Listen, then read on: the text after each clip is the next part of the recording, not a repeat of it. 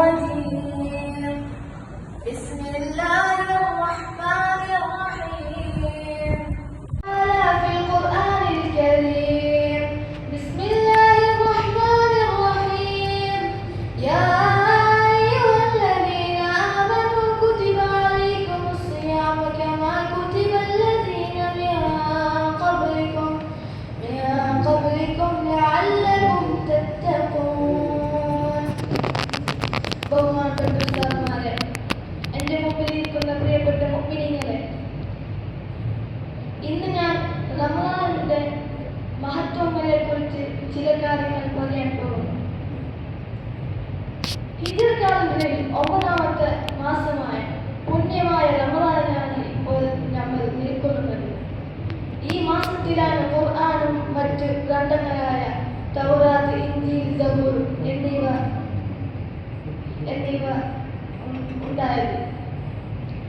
അല്ലാഹു തആല ഖുർആനിൽ പറയുന്നു, യാ അയ്യുഹല്ലദീന ആമനൂ കുതിബ അലൈക്കുമുസ് സിയാം. വിശ്വാസികളെ, നിങ്ങൾക്ക് അല്ലാഹു നോമ്പ് നിർബന്ധമാക്കിയിട്ടുണ്ട്. എന്തിനറിയോ? നിങ്ങൾക്ക് തഖ്വ ലഭിക്കാൻ വേണ്ടിയാണ്. റമളാനിൽ നോമ്പ് നോക്കുന്നതിലൂടെ പാവപ്പെട്ടവരുടെ ജീവിതവും മനസ്സിലാവുകയും മനസ്സ് ശുദ്ധിയാവുകയും ചെയ്യും. ഇസ്ലാമിൽ 5 തൂണുകളുണ്ട്. അതിൽ ഒന്നാണ് നോമ്പ് നോമ്പ്. അതുകൊണ്ട് നോമ്പ് ഫർളാണ്. നബി സല്ലല്ലാഹു അലൈഹി വസല്ലം പറഞ്ഞു, അസ്സിയാമു ജുന്ന, നോമ്പ് ഒരു കവചമാണ്.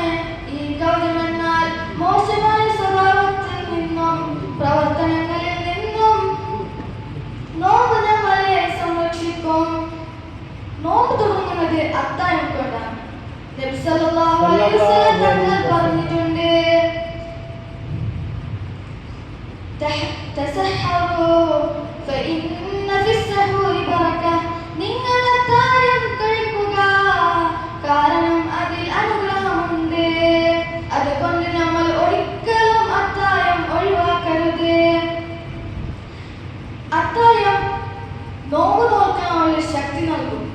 സൂര്യൻ അസ്തമിച്ച ശേഷം നമ്മൾ ഇഫ്താർ ചെയ്യും.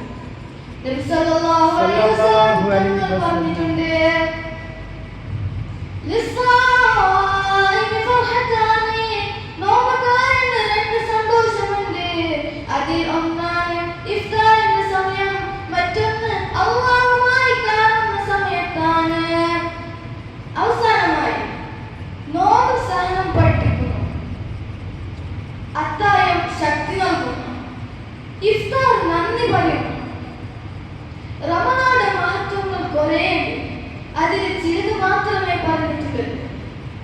ഇന്ന് നമ്മൾ കൂടിയതുപോലെ അല്ലാഹുവിന്റെ ജന്നത്തുൽ ഫിർദൗസിൽ നമ്മൾ അല്ലാഹു തൗഫീഖ് നൽകട്ടെ. ആമീൻ. ഞാൻ നൂറുൽ ഇസ്ലാമിക് അക്കാദമി മാനവരുടെ വിദ്യാർത്ഥിയാണ്. എനിക്ക് നാഫിയായ ഇൽമു പഠിക്കാനും ആലിമാകാനും നിങ്ങൾ ദുആ ചെയ്യണം. എൻ്റെ മാതാപിതാക്കളെയും ഉസ്താദുമാരെയും എന്നെയും നിങ്ങൾ ദുആയിൽ ഉൾപ്പെടുത്തണം. ഞാൻ നിങ്ങൾക്ക് വേണ്ടി ദുആ ചെയ്യാം ഇൻഷാ അല്ലാഹ്. ഈ അവസരം നൽകിയ എല്ലാവർക്കും ഹൃദയം നിറഞ്ഞ നന്ദി. ജസാക്കുമുല്ലാഹു ഖൈറൻ. അസ്സലാമു അലൈക്കും വറഹ്മത്തുള്ളാഹി തആല വബറകാതുഹു.